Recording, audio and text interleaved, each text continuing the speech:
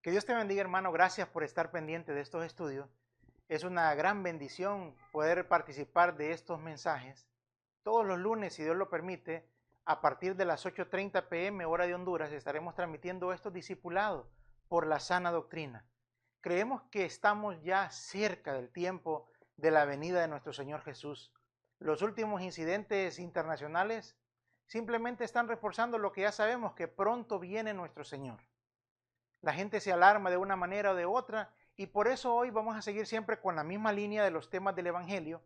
Hemos estado hablando en la serie anterior sobre los falsos ministros. Qué importante es que nosotros podamos comprobar a la luz de la Escritura el tiempo peligroso que vivimos, porque el Señor dijo que antes de su venida iban a haber tiempos peligrosos, tiempos malos, tiempos difíciles, donde iba a abundar el engaño, donde iba a abundar la iniquidad, la maldad, el amor de muchos iba a enfriar y muchas cosas que a veces la gente de la iglesia no le pone atención, sino que solo están viendo los eventos externos, las señales en el sol, en la luna, en las estrellas, las señales en la tierra, que son cosas tan evidentes ahora. Pero las señales en la iglesia, el engaño, la iniquidad, la mentira, los falsos ministros, esas son las cosas más importantes que nosotros debemos de enfocarnos. Y por eso la última serie fue sobre los falsos ministros y qué claro nos dice la Escritura cómo podemos identificar tantos falsos ministros y ministerios que se mueven hoy en día. También ya creo que es el quinto tema de la serie del Evangelio. Hemos estado hablando de cómo Babel, o mejor dicho, Babilonia, ha metido su evangelio en medio de la iglesia, ahora en la iglesia llamada iglesia evangélica. Por eso es importante que vayamos a la Escritura, porque la gente está viviendo tiempos tan peligrosos. Todos los días hay gente que me escribe en la página y nos dice, mire, pero yo oro, yo ayuno, yo hago esto, yo hago lo otro, y piensan que ese es el evangelio. Y es exactamente la misma situación que el Señor encontró con los fariseos. Y quiero que me acompañe. Hoy vamos a hablar sobre el evangelio de los arrebatados.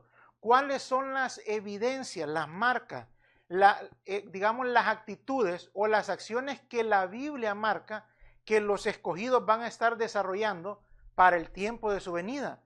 Y nosotros debemos de examinarlo para ver si nosotros estamos haciendo exactamente lo que el Señor dijo de que debemos de estar haciendo. Vamos a leer 2 de Tesalonicenses capítulo 2 verso 1. Pero con respecto a la venida de nuestro Señor Jesucristo y a nuestra reunión con Él, esa palabra reunión es episinagoge, la misma que se usa cuando dice no dejando de congregarse. Dice, les rogamos, hermanos, que no sean sacudidos fácilmente en su modo de pensar, ni se alarmen ni por espíritu, ni por palabra, ni por carta, como si fuera de nosotros, en el sentido de que el día del Señor ha llegado. Que nadie los engañe en ninguna manera, porque no vendrá sin que primero venga la apostasía y sea revelado el hombre de pecado, el hijo de perdición. Esto es bien importante, ¿por qué? Porque una de las marcas a la cual debemos de prestarle mucha atención es a la apostasía que iba a venir antes de su venida. Es una señal evidente. Y hoy en día nosotros vemos esa gran apostasía. ¿Qué es una apostasía? Es volverse de la fe. Pero la astucia de Babilonia, que eso es lo que hemos estado hablando en los temas anteriores, cómo el evangelio babilónico se presenta como que fuera el evangelio verdadero, porque ese es el espíritu del anticristo, dice en 2 de Tesalonicenses 2, también lo vimos la vez pasada, cómo el anticristo se va a presentar en el templo de Dios como si fuera Dios.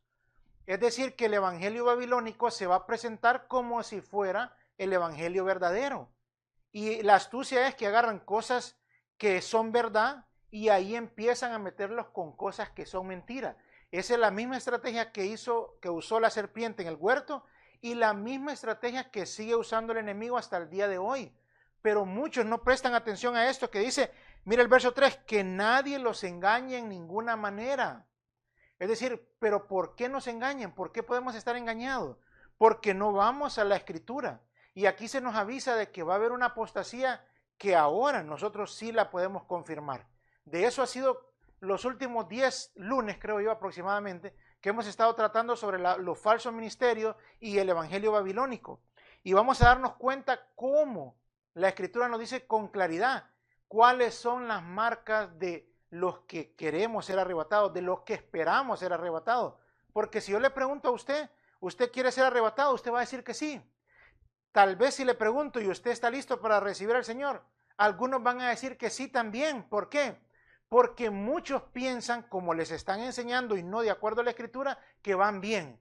Pero eso fue lo que nos advirtió la Escritura. Y quiero que me acompañe a Mateo capítulo 7. Vamos a leer varios versículos y se va a dar cuenta usted qué impresionante, con qué claridad lo dice la Escritura. Mateo 7, desde el verso 13.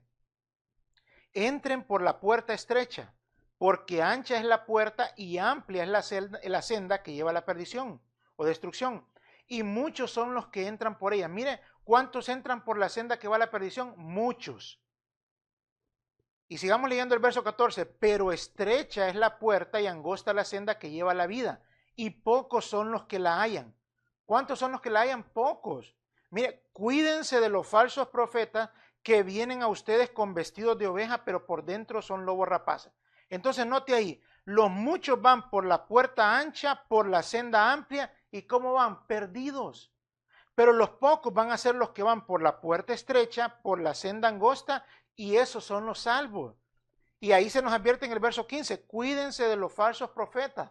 Es decir, que los falsos profetas, como hemos estado viendo en los temas anteriores, son los que quieren hacernos llegar a nosotros por el camino amplio, por el camino de los muchos, por modas, por estilos, por un montón de cosas que no son bíblicas 100%, que son medio bíblicas, pero una media verdad no es verdad, es una mentira. Entonces, con medias verdades quieren llevar a la gente a las cosas que son populares, y así es como lo llevan por la puerta ancha, por la senda amplia, y lo llevan para la perdición. Sigamos leyendo el verso 16. Por sus frutos los conoceréis. ¿Acaso se recogen uvas de los espinos o higos de los cardos?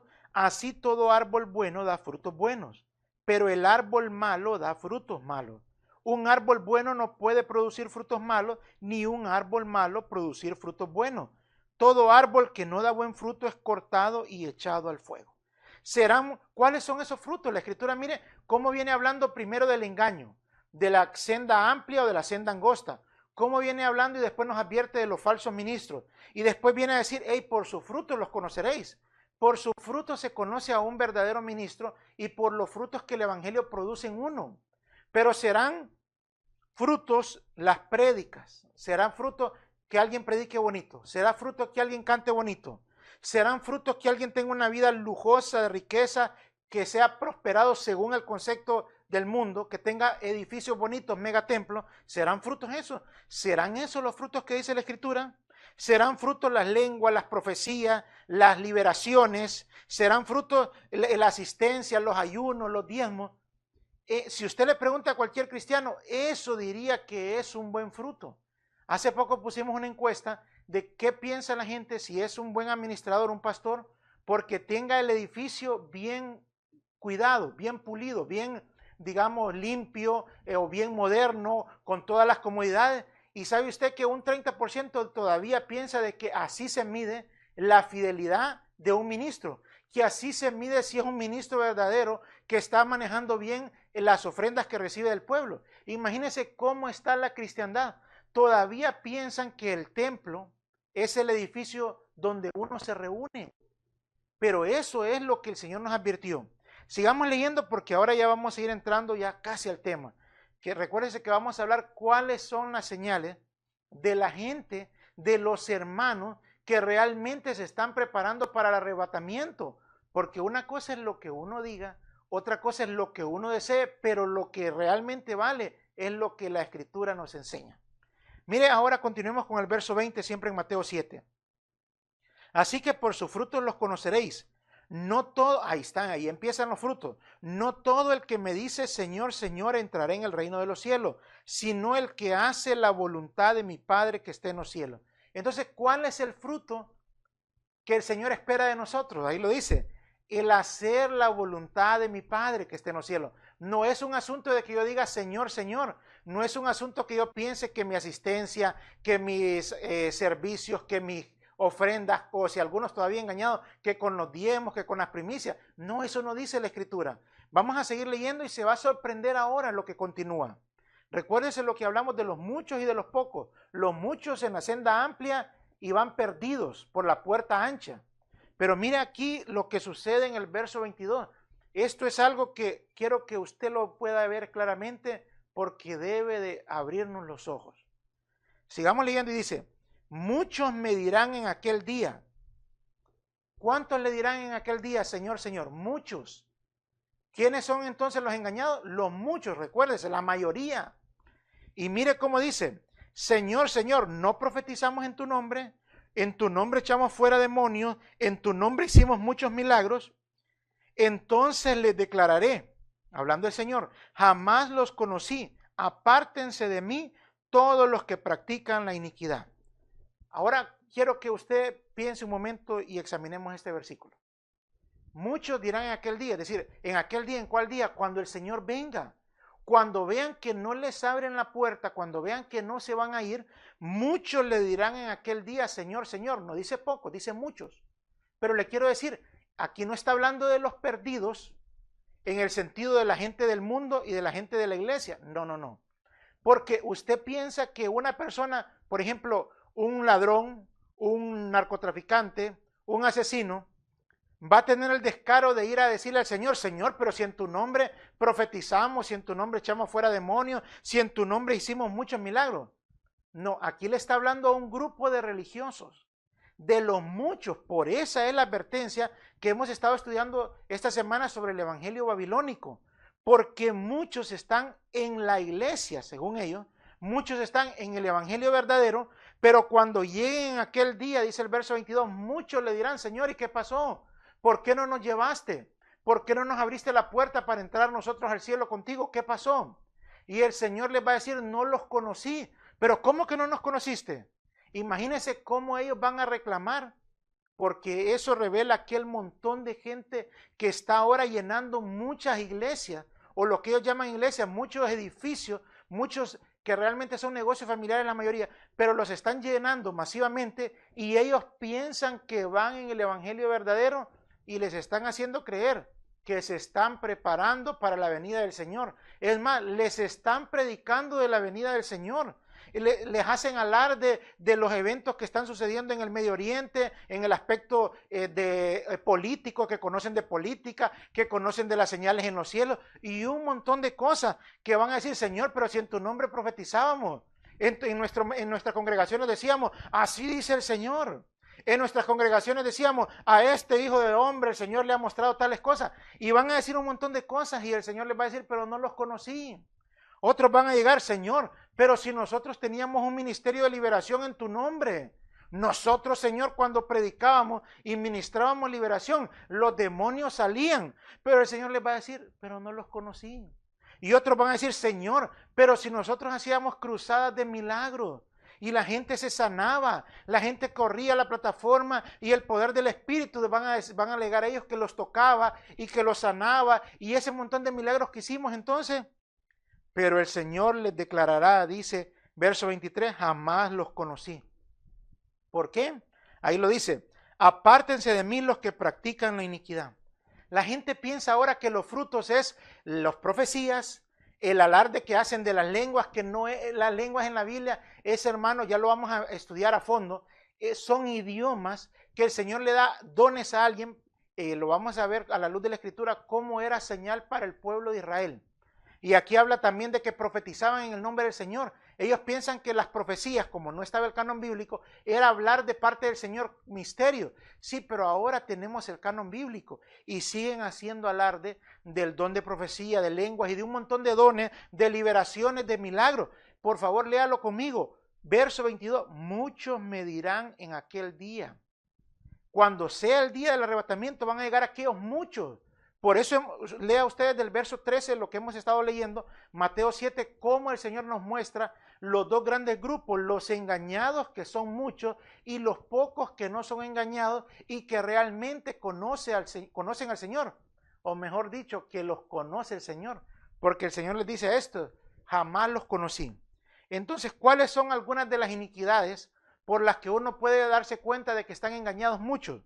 Acompáñenme en 2 Timoteo 2:19. Dice, no obstante, el sólido fundamento de Dios permanece firme, teniendo este sello, El Señor conoce a los que son suyos. Pero ¿y cómo es que les dijo a aquellos que no los conocía? Pero si profetizaban, decían ellos, pero si liberaban, si hacían milagros, si hacían shows, si tenían unas grandes reuniones, tenían retiros, diezmaban, ayunaban y hacían un montón de cosas, y el Señor les va a decir, apártense que no los conocí. ¿Por qué? Porque el Señor conoce a los que son suyos y que se aparte de la iniquidad todo aquel que mencione el nombre del Señor. Veamos algunas iniquidades. Segunda de Pedro capítulo 2 verso 15. Abandonando el camino recto se han extraviado, siguiendo el camino de Balaán, el hijo de Beor, quien amó el pago de la iniquidad. Ahí vemos la iniquidad que ahora está proliferada, por eso es que esos muchos están arrastrando a muchos, mire, por el dinero. Balaán era el que vendía sus servicios al mejor postor. Eso es lo que vemos ahora. Predicadores que todo es dinero.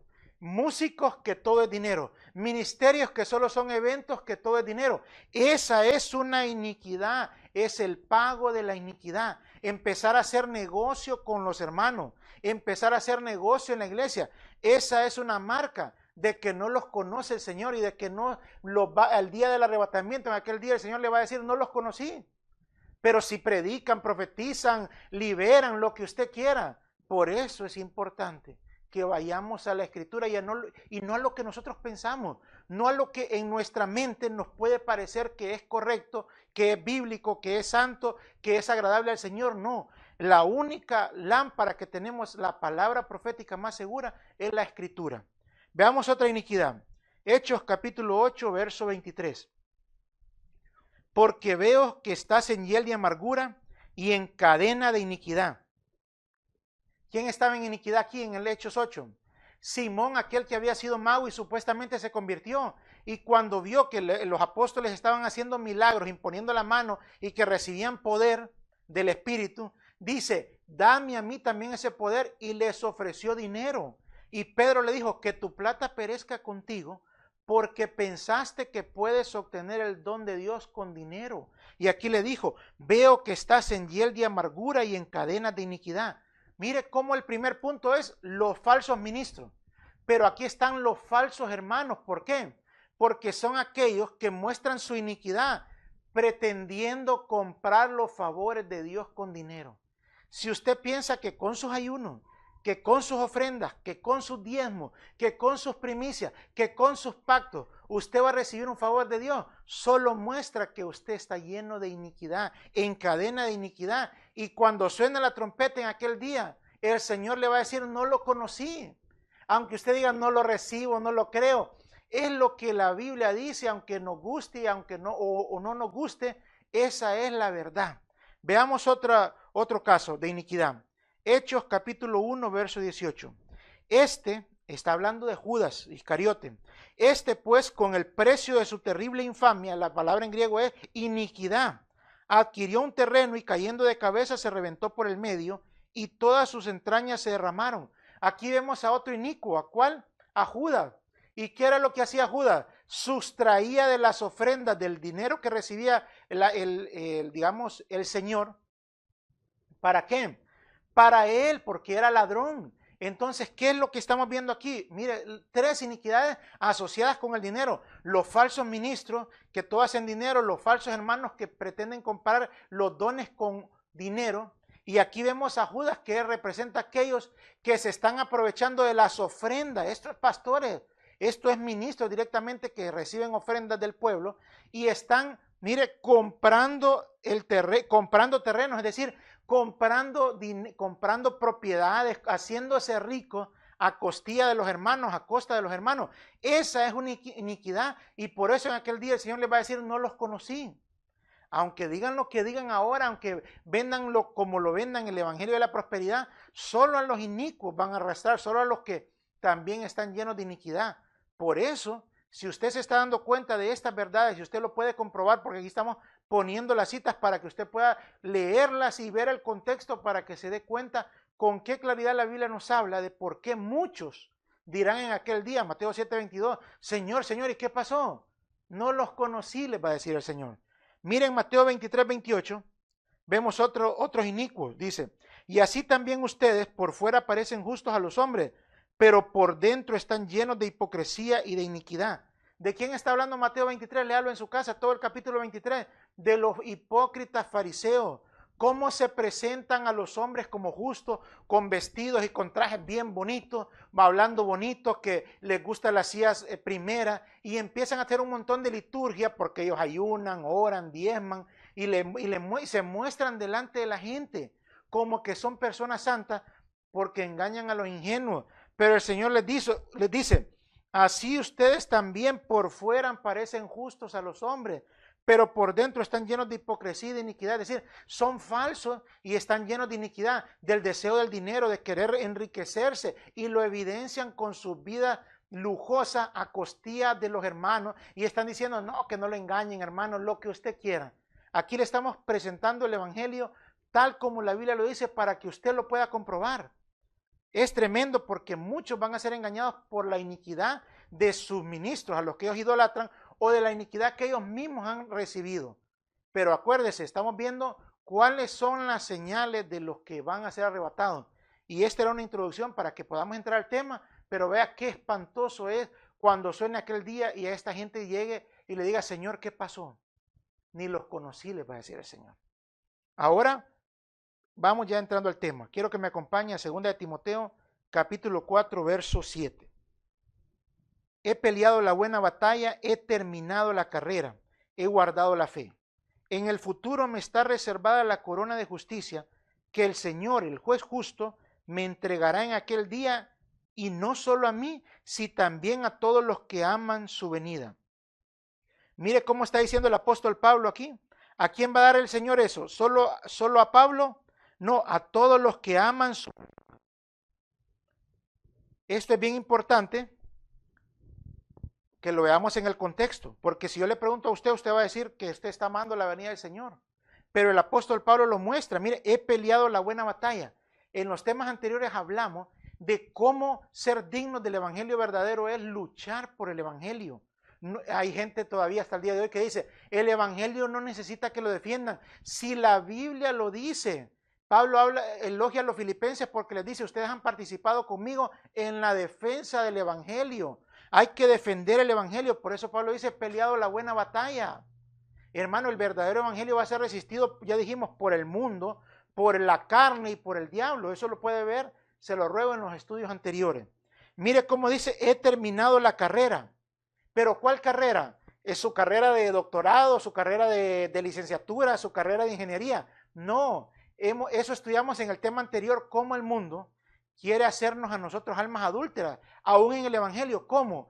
Haciéndonos escoger nuestro propio camino, aunque no sea un camino de pecado, si no es el camino que Dios preparó para nosotros, las obras preparadas de antemano, eso es un camino que no es el bueno para nosotros. Y Pablo, cuando dice terminado la carrera, está hablando de eso, de la carrera que Dios le estableció. Se recuerda ya como decía en Filipenses, que corría la meta, que él proseguía la meta, que se olvidaba lo que estaba atrás, porque él quería alcanzar aquello por lo cual Dios lo alcanzó a él. Por eso él corría, ¿sabe por qué? Porque en un lugar dice, aquel que me escogió desde el vientre. Pero si hasta ya era más adulto, cuando se dio cuenta de la realidad del Cristo resucitado, se dio cuenta de que eran años perdidos, y por eso corría hacia la meta, porque él quería culminar el destino que Dios le había establecido. Para usted, Dios tiene un destino establecido, hay un camino de obra, hay un ministerio, es decir, un trabajo para que usted realice. Y a menos que nosotros desarrollemos ese trabajo que Dios ha establecido, no vamos a amar su venida. ¿Por qué? Porque hay que terminar la carrera y hay que terminarla con gozo. Mire el verso 8. Siempre en el 7. He guardado la fe. Es decir, que ¿qué es lo que el enemigo va a querer evitar para que nosotros estemos preparados para su venida? Quitarnos la fe. La gente ahora está confiando en sus ayunos, en sus ofrendas, en su servicio al Señor, pero no es así. La única garantía que tenemos nosotros es nuestro Señor Jesús, lo que Él hizo en esa cruz y lo que Él quiere hacer en nosotros. El verdadero evangelio es un proceso que Dios quiere, que Dios ha puesto para transformarnos, para hacernos partícipes de su naturaleza divina, para que el día que suene la trompeta, como dice 1 Juan 3:2, seamos semejantes a Él. Pero si estamos realmente en ese proceso, se tiene que ver, como aquí dice Pablo, peleando la buena batalla. yendo sobre nuestra carrera, la que Dios tiene terminada, preparada para nosotros, y guardando la fe. Que nadie te saque de la gracia, hermano. Es por gracia, no es por obra. Ya hemos enseñado eso y es importante para los que se están incorporando a la página que puedan ver los temas anteriores para que se sepan que no es por obras, pero sí para obras. Hay obras que desarrollar, las que Dios preparó de antemano, pero no para que seas salvo, sino por cuanto te ha escogido para ser salvo. Ahora mire qué importante es este tercer punto donde dice, he guardado la fe. ¿Por qué? Porque el Señor le refirió una historia y una parábola en Lucas capítulo 18, y quiero que me acompañen. Les digo que pronto les hará justicia. Ahí les acaba de hablar del juez injusto y les dice, no obstante, cuando el Hijo del Hombre venga, recuérdense que estamos hablando de las señales que tiene una persona que se está preparando para la venida del Señor. Y aquí el Señor dice, cuando el Hijo del Hombre venga, mire la pregunta que hace, ¿hallará fe en la tierra? Por eso Pablo dijo, yo amo la venida del Señor y miren, he guardado la fe.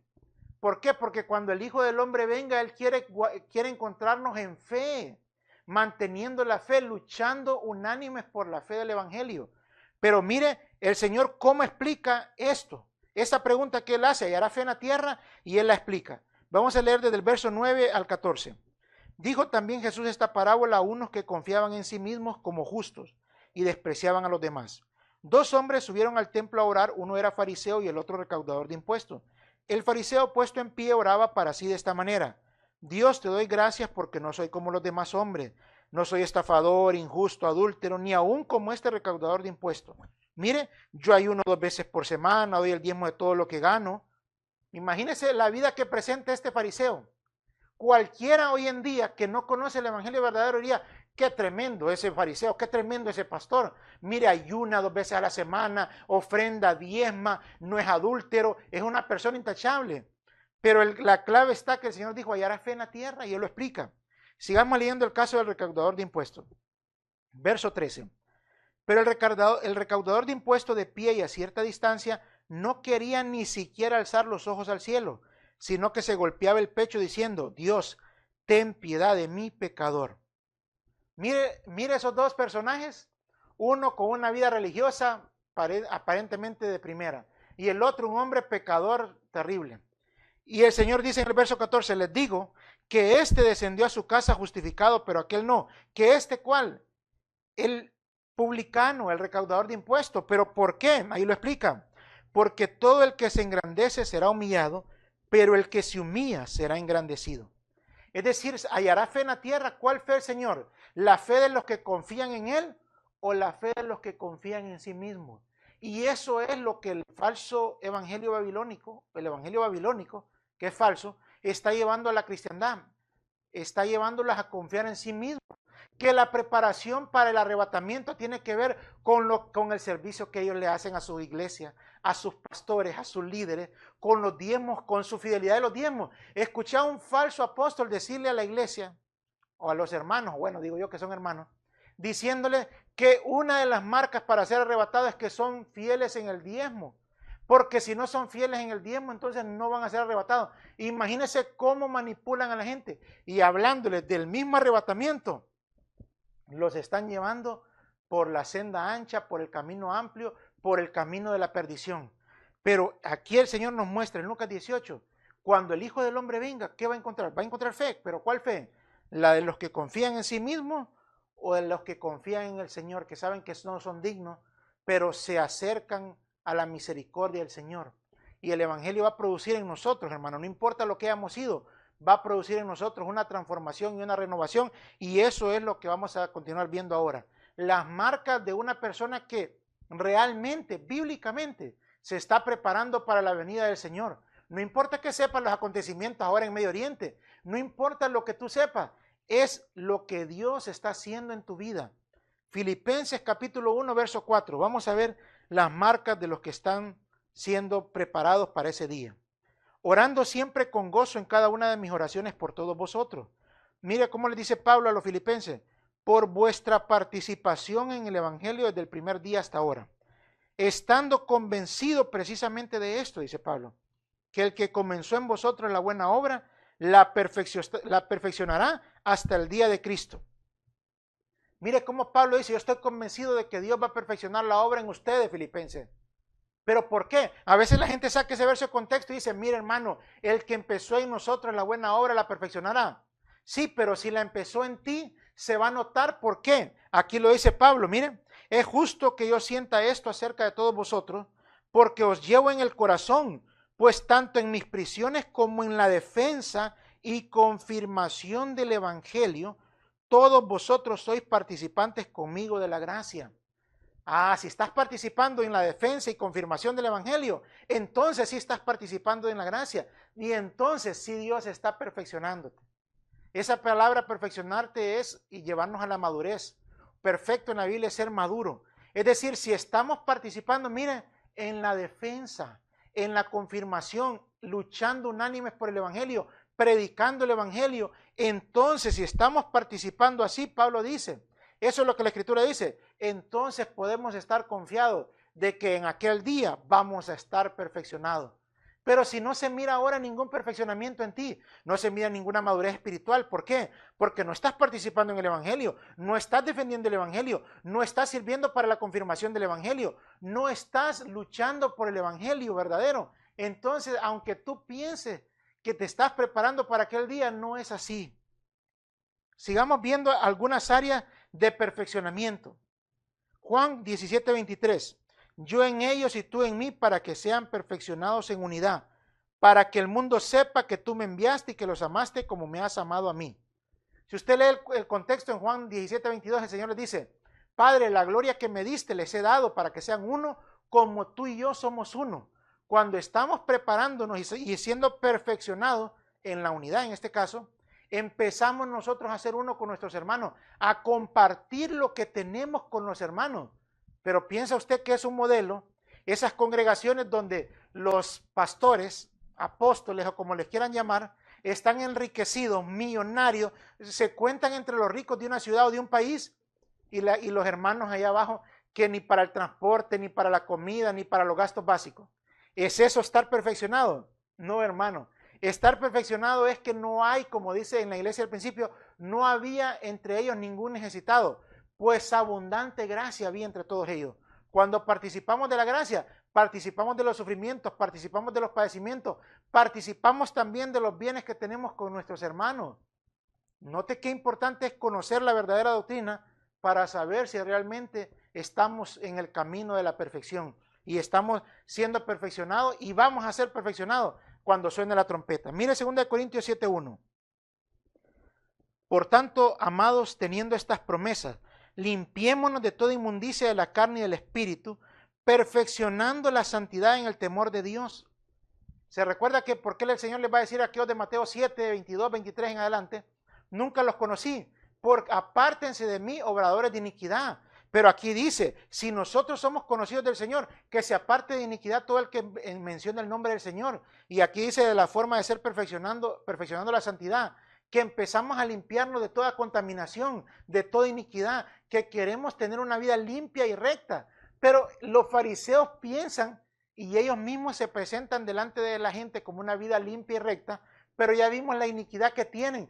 Todo es dinero para ellos y eso es lo que le inculcan a la gente, que viva por dinero, que busque al Señor por dinero, que ofrenden por dinero, que diezmen por dinero, pero eso, y dice, pero mira hermano, tenemos una vida con vestiduras limpias, eso es vestidura limpia. Por eso, allá a la iglesia creo de la Odisea, el Señor le dice, te recomiendo que compres colirio.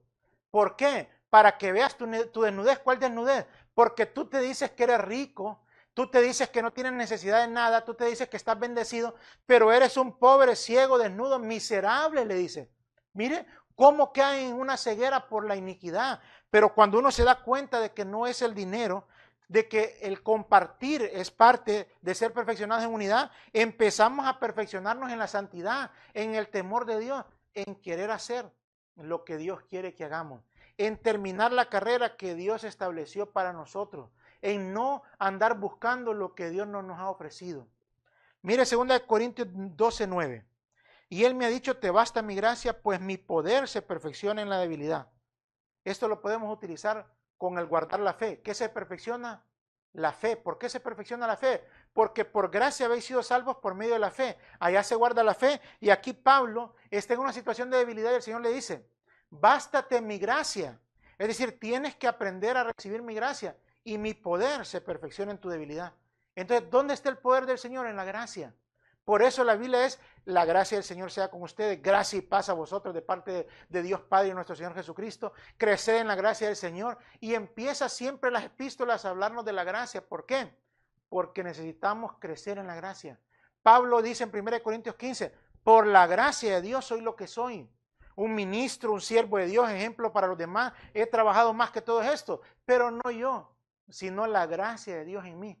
¿Ve la diferencia entre aquel fariseo que se presentan como que están viviendo una vida santa, pero son realmente hipócritas, falsos, llenos de iniquidad, lo dijo el Señor, y aquel recaudador de impuestos, o como Pablo, que era el peor pecador, dice, pero la gracia lo empieza a transformar, a entregar su vida, a luchar por el Evangelio, a defender el Evangelio, a proclamar el Evangelio, a compartir todos sus bienes. Pablo se recuerda como decía, yo aún me gastaré yo mismo y lo que yo tengo por ustedes.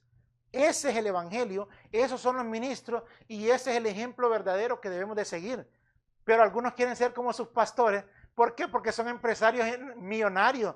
Eso es lo que quieren ser. No, hermano, ese no es el Evangelio verdadero. Y si sigues así, cuando suene la trompeta, no lo digo yo, lo dice el Señor, muchos dirán aquel día, Señor, Señor, pero el Señor les va a decir, no los conocí.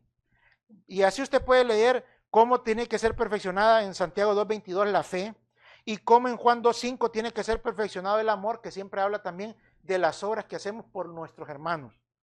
Ahora sigamos viendo, recuérdese con el tema las marcas de los arrebatados. ¿Cuál es el evangelio verdadero que nosotros que decimos que estamos preparándonos para su venida, que esperamos que sea pronta, que amamos esa venida? Realmente debemos de vivir de esta manera. Segunda de Corintios capítulo 3, verso 17. Ahora bien, el Señor es el Espíritu, y donde esté el Espíritu del Señor hay libertad. Pero todos nosotros con el rostro descubierto, contemplando como en un espejo la gloria del Señor, estamos siendo transformados en la misma imagen de gloria en gloria, como por el Señor el Espíritu. Hace como 4 temas donde hablamos de la evidencia de un salvo, hablamos de que tiene que haber una regeneración y una renovación. Tiene que haber una transformación espiritual y una renovación mental. Si no se ve un progreso espiritual en nosotros, si no se ve una renovación de nuestra manera de pensar, que empezamos ahora a pensar como Dios piensa, aunque nosotros estemos enterados de todos los acontecimientos y aunque sepamos el día y la hora de su venida, no nos vamos a ir a menos que dejemos que venga el Señor a hacernos una transformación y una renovación. Mire cómo dice Tito 3:5. Él nos salvó no por obras de justicia que nosotros hubiéramos hecho, sino conforme a su misericordia, por medio del lavamiento de la regeneración. Ese es un nuevo génesis, una nueva vida, y la renovación por el Espíritu Santo. Si nosotros decimos que nos estamos preparando para ese día, se tiene que ver en nosotros una transformación. Dice que vamos siendo transformados de gloria en gloria, pareciéndonos al Señor cada día.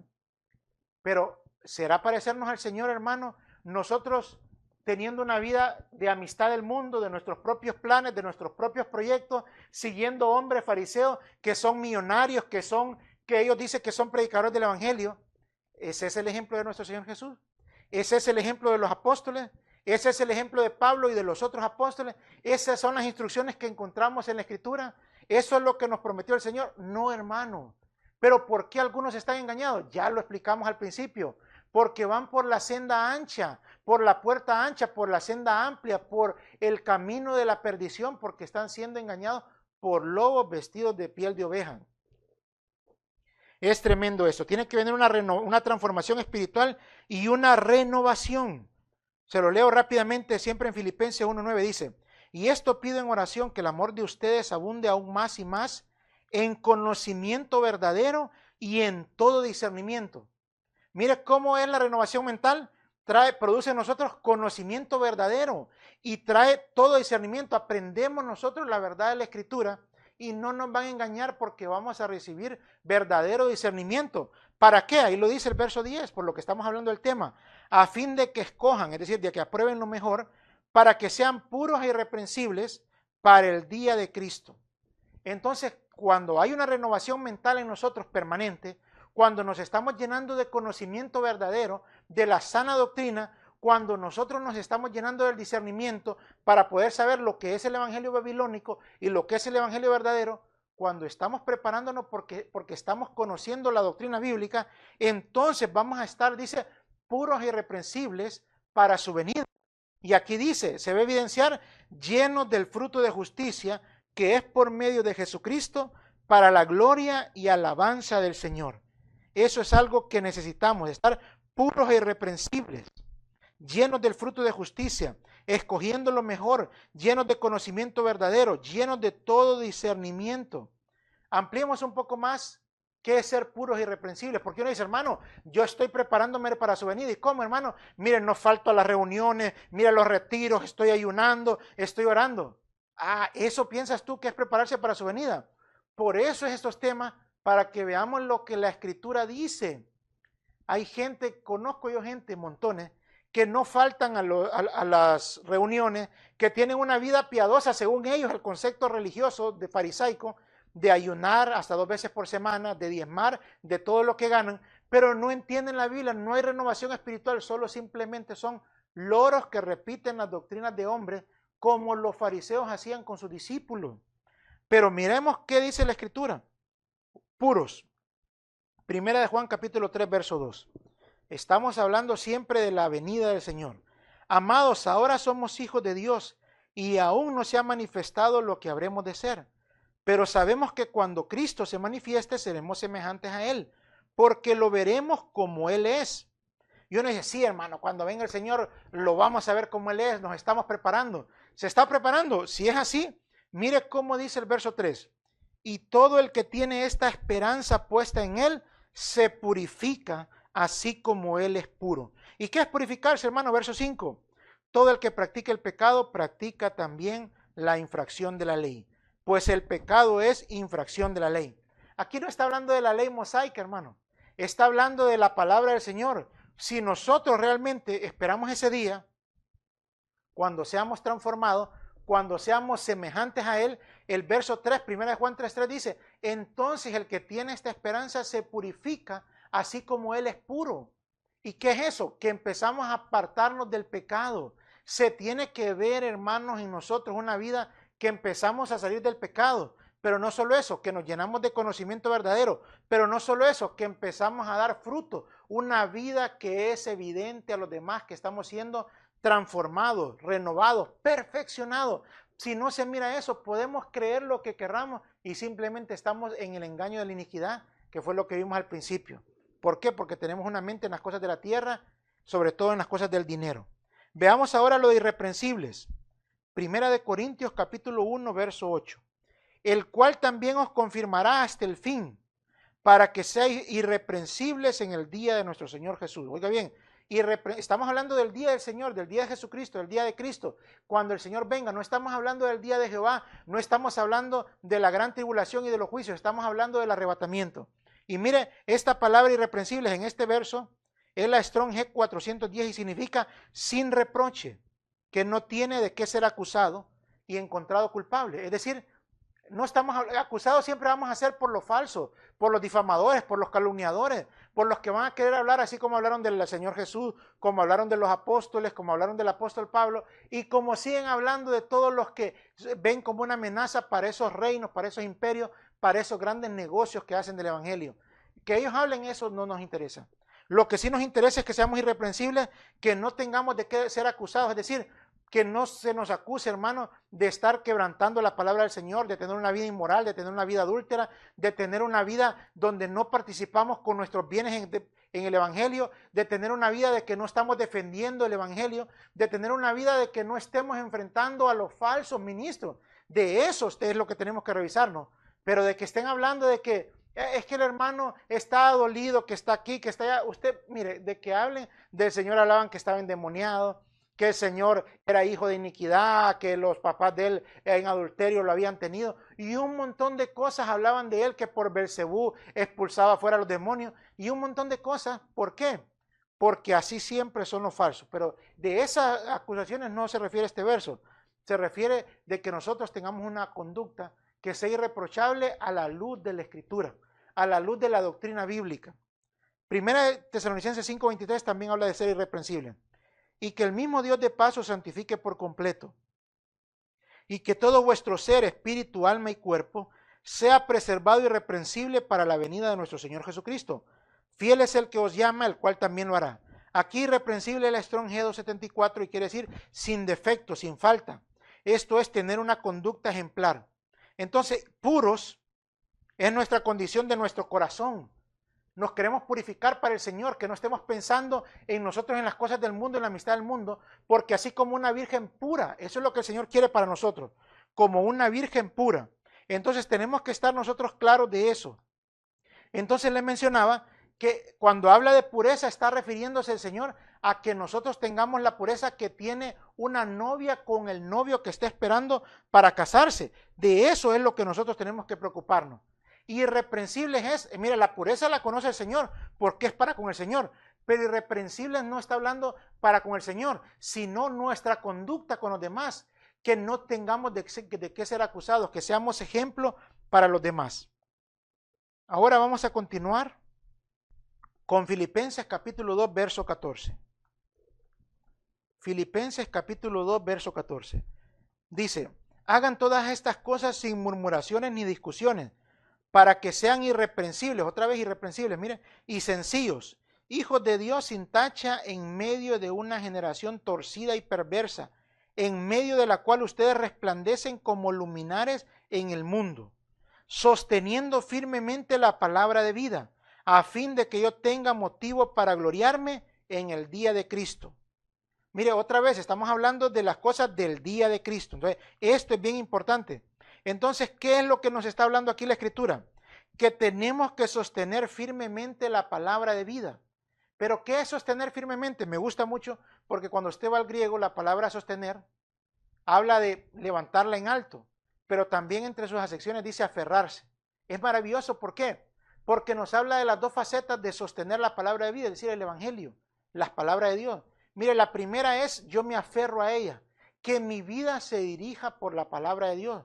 Yo quiero hacer lo que la Biblia dice, yo quiero vivir como la Biblia dice, yo quiero tener el pensamiento que la Biblia dice. Eso es para, yo me aferro a ella, pero no solo eso, dice, también es sosteniéndola, y sostenerla dice en el griego, que es levantarla en alto, es decir, para que otros la miren.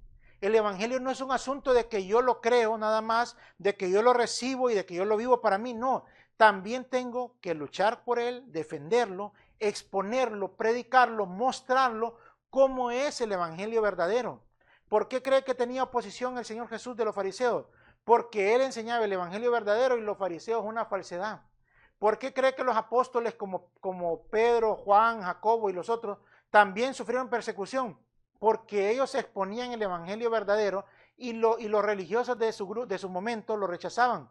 ¿Por qué cree que perseguían a Pablo, a Timoteo, a Epafrodito y a todo ese montón de colaboradores del ministerio apostólico de Pablo? ¿Por qué? Porque también exponían el Evangelio verdadero. Si nosotros estamos preparando para ese día, como dice Pablo en el verso 16, y que tengamos motivo para gloriarnos en ese día de Cristo, tenemos que sostener firmemente la palabra de vida. Es el compromiso que nosotros adquirimos con el Evangelio. Por eso en el tema, hace 2 temas aprendimos de cómo ser dignos del Evangelio verdadero, cómo hay que luchar por él, cómo hay que enfrentar a los falsos, a los ministros falsos, cómo hay que señalarlo, cómo hay que señalar la falsa doctrina. Esas son las actitudes de aquellos que cuando suene la trompeta van a ser glorificados con él. Pero muchos ahora piensan, hermano, pero no hay que juzgar. Ya lo explicamos en el tema anterior, cómo simplemente los que dicen eso son loros porque no han entendido la doctrina. El Señor en ningún lugar nos está diciendo que no juzguemos, hay que leer el contexto. Nos está diciendo que no condenemos y que no juzguemos hipócritamente, falsamente, erróneamente, injustamente. Pero el Señor manda a juzgar como debe ser. Entonces, tenemos que aprender a sostener la palabra de vida, aferrarnos a ella y levantarla en alto para que otros la puedan ver. Ahora sigamos viendo, ya para terminar, algo más que nos dice la Escritura sobre el día del Señor y la conducta que debemos de tener nosotros. Hebreos capítulo 10, desde el verso 23. Mantengamos firme la profesión de nuestra esperanza sin vacilar, porque fiel es aquel que prometió. Consideremos cómo estimularnos unos a otros al amor y a las buenas obras, no dejando de congregarnos como algunos tienen por costumbre, sino exhortándonos unos a otros, y mucho más al ver que aquel día se acerca. Porque si continuamos pecando deliberadamente después de recibir el conocimiento de la verdad, ya no queda sacrificio alguno por los pecados, sino cierta horrenda expectación de juicio y la furia de un fuego que ha de consumir a los adversarios. Mire, dice, no dejando de congregarse. Es la misma palabra episinagoge cuando dice y de nuestra reunión con él. Es decir, si nosotros estamos preparándonos para su venida, estamos teniendo comunión con Cristo, reuniéndonos con Cristo, es decir, teniendo una comunión permanente con Cristo. ¿Cómo lo hacemos? Participando del cuerpo de Cristo. Es decir, desarrollando la función que tenemos como cuerpo de Cristo. Era lo que Pablo decía, he terminado la carrera, es decir, hacer el ministerio que hemos recibido del Señor. Aunque usted piense que usted no tiene ministerio, está equivocado, porque el Señor ha preparado obras de antemano. Usted puede leerlo en Efesios capítulo 2, verso 10. Hay un camino preparado para usted, un ministerio para usted. Tal vez no vaya a ser un ministerio de pastor o de apóstol o de profeta o de evangelista o de maestro, pero sí hay el ministerio para que usted pueda predicar la palabra, para que usted pueda enseñar la palabra, para que usted pueda compartir el evangelio, luchar por el evangelio. Hay un ministerio para nosotros, y eso es lo que dice aquí cuando nosotros tomamos nuestra función en el cuerpo de Cristo. Congregarnos es nuestra participación en el cuerpo de Cristo. Y mire que sigue diciendo aquí, que también nos estimulemos al amor y a las buenas obras. Y termina también diciendo, es apartarse del pecado y de la iniquidad. Entonces, ¿ve qué diferente es el concepto que algunos tienen de prepararse para su venida? Prepararse para su venida es darme cuenta de que hay un camino angosto, una senda estrecha, una puerta angosta, un camino que es difícil y por el cual tengo que esforzarme. ¿Por qué? Porque van a haber muchos falsos ministros, lobos vestidos de oveja, de piel de oveja, pero realmente son falsos ministros. Y por eso tengo que aprender a escoger lo mejor para conocer los frutos del Espíritu. Porque si no conozco, voy a pensar que son los megatemplos, que son los shows, que son las manifestaciones de dones que ellos llaman de lenguas, un montón de jerigonzas, de profecía, de ministerios de liberaciones, de ministerios de milagros. Y el Señor lo dice allá, como lo leímos al principio, le ruego si se incorpora hasta esta hora que pueda ver el tema desde el principio. En Mateo 7 lo mostramos cómo el Señor a esa gente va a llegar en aquel día, muchos tocándole la puerta y Señor, ¿y qué pasa que no nos vamos contigo? ¿Qué pasa que no nos llevaste? Y el Señor les va a decir, no los conocí. Pero ¿cómo? Si nosotros teníamos tremendas fiestas, reuniones, nosotros hacíamos liberaciones, nosotros hacíamos milagros, nosotros profetizamos y todo lo hacíamos en tu nombre, Señor. Apártense de mí, obradores de iniquidad, yo nunca los conocí. Eso es lo que está haciendo el evangelio babilónico, arrastrando mucho en una cosa que ellos piensan que se están preparando para su venida. Pero ya vimos que tiene que haber una transformación, una renovación, un perfeccionamiento que va siendo evidente, que vamos integrándonos a la vida del cuerpo de Cristo, a pelear por el evangelio, a luchar por el evangelio, a defender el evangelio, y empieza a haber una pureza de nuestro corazón. Las cosas y los deseos por las cosas del mundo empiezan a salir y empiezan a entrar los deseos por esa vida gloriosa que el Señor nos ha prometido, para estar con Él, para contemplar su hermosura, para oír su voz. Eso es la pureza de nuestro corazón. Pero si nos estamos purificando para ese día, si tenemos esa esperanza, como leímos en 1 de Juan 3:3, entonces se va a evidenciar porque vamos teniendo una vida pura, y no solo pura de adentro, sino irreprensible de afuera. Una vida donde por la gracia del Señor empezamos a ser liberados, a perfeccionar la unidad, el amor, la santidad, a perfeccionar la fe, a perfeccionar la gracia del Señor en nosotros. Eso es lo que Dios quiere. Cuando nosotros vemos que estamos caminando en este camino verdadero, podemos decir como Filipenses 1:6, estoy convencido precisamente de esto, que el que comenzó en nosotros la buena obra, la va a perfeccionar a ese día. Y como decía Pablo en Filipenses, ese día vamos a tener motivo de gloriarnos. ¿Por qué? Porque estamos sosteniendo firmemente la palabra de vida. Estamos contendiendo por la fe que una vez fue dada a los santos. Hermano, te exhorto, te animo, para que puedas leer el estudio, para que puedas ver el video a tu conveniencia, para que puedas verlo una y otra vez, para que puedas comprobar la cita. Si eres miembro del grupo, ahí también está el tema para que lo puedas descargar y para que lo puedas estudiar en texto, para que tú, hermano, puedas prepararte para su venida, para que realmente sepas si estás viviendo el evangelio verdadero y si no, para que ahora mismo puedas abandonar el camino de los muchos, el camino donde te pueden engañar con los milagros, con las profecías, con los dones, con un montón de cosas que ellos van a decir que ese es el evangelio, que el Espíritu los está respaldando. Pero ya vimos a la luz de Escritura que el Señor ni los conoce a esos inicuos, como Balaán, como Simón el mago, como Judas Iscariote, que solo andan detrás del dinero, como los fariseos, ni los conoce el Señor. ¿Por qué? Por falsos. Es importante que podamos ir a la Escritura. Recuérdate, todos los lunes a partir de las 8:30, Dios mediante, estaremos compartiendo estos discipulados por la sana doctrina. Que Dios te bendiga, te espero pronto.